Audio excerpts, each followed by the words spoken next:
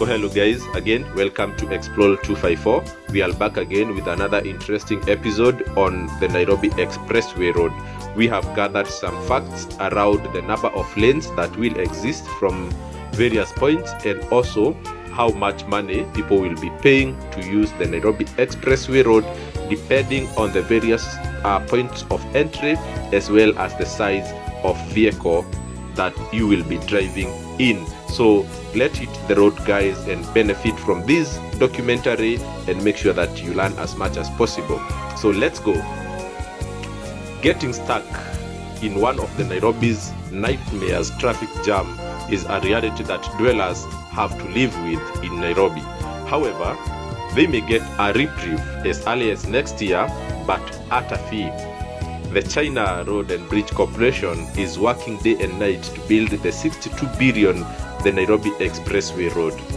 In February this year, the Transport CS, James Macharia, announced that the contractor had committed to complete the project by December 2021. The CS said that testing of the road will take 2 months, and it was anticipated that the project will be up for use by February 2022. Initially, construction was to take 3 years, but it has been fast-tracked. Traffic snarl in Nairobi metropolis are estimated to cost the country around 2 billion shillings annually. Sections of the Nairobi Expressway road will have 8 lanes, others will have 6 lanes, and majority part of it will have 4 lanes, but based on the traffic projections. There will be 4-lane dual carriage from Mlolongo to the Eastern Bypass, and a 6-lane dual carriage from the Eastern Bypass to the Southern Bypass. I trust you know where those bypasses are located. There will be a 4-lane dual carriage from the Southern Bypass to St. Mark's Church in Westlands, and a 4-lane dual carriage from St. Mark's Church all the way to James Gichuru Road. CS Macharia also said that Kenyans want to start using the expressway because they have been taking more than 2 hours from Jomo Kenyatta International Airport to get to the Nairobi CBD. So, with the completion of the multi-billion shillings project, it will take between 15 to 20 minutes to cover the 27-kilometer stretch, which starts from the Africa Inland Church in Mlolongo all the way to James Gichuru Road.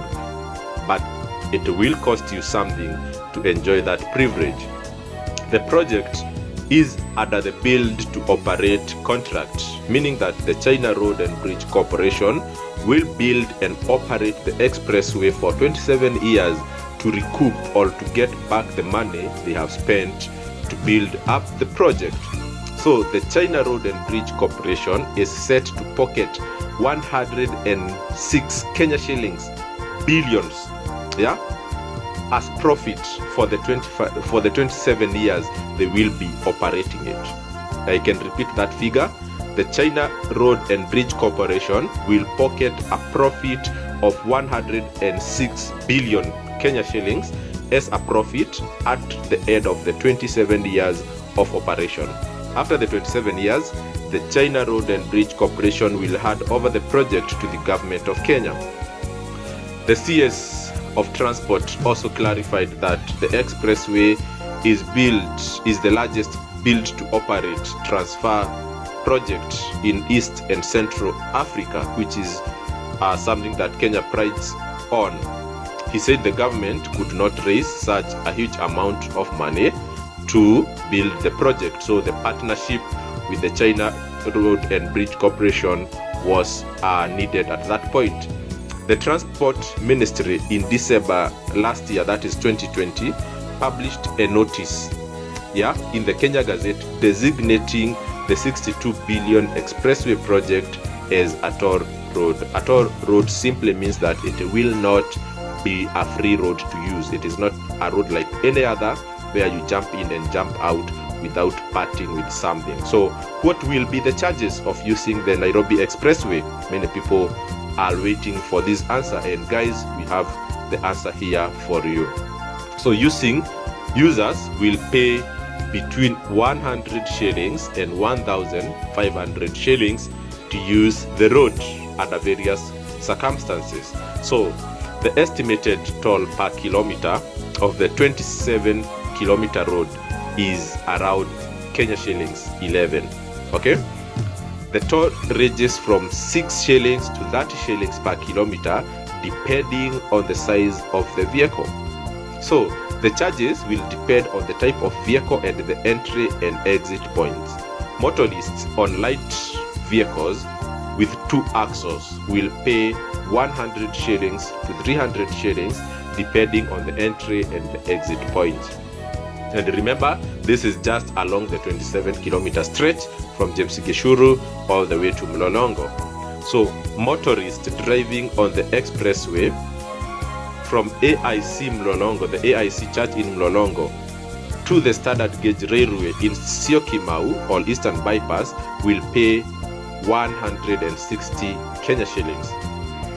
Drivers with heavy vehicles with fewer than 4 axles will pay 400 to 1,200 shillings to use the road. Those with heavy vehicles with more than 2 axles, will pay 500 to 1,500 shillings depending on the entry and the exit points. Some vehicles are, however, exempted from paying toll fees. These are ambulance, police vehicles, military vehicles, and others to be specified by the ministry. Boda bodas and tuk-tuks, you get this, are banned from using the road. So if you are a boda boda operator or a tuk-tuk operator, the expressway road is not for you. The expressway will have 9 stations. Interchanges will be built at Mlolongo, Syokimau, JKIA Airport, Eastern Bypass, Southern Bypass, Capital Center, Haile Selassie, Museum Hill, Westlands, and the main line station at the endpoint, that is St. Mark's Lions Place.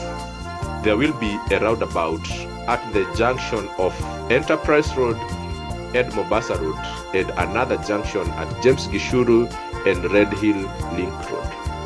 The project will have 4 pedestrian footbridges at Mlolongo, Imara Daima, GM or General Motors, and at the St. Mark's.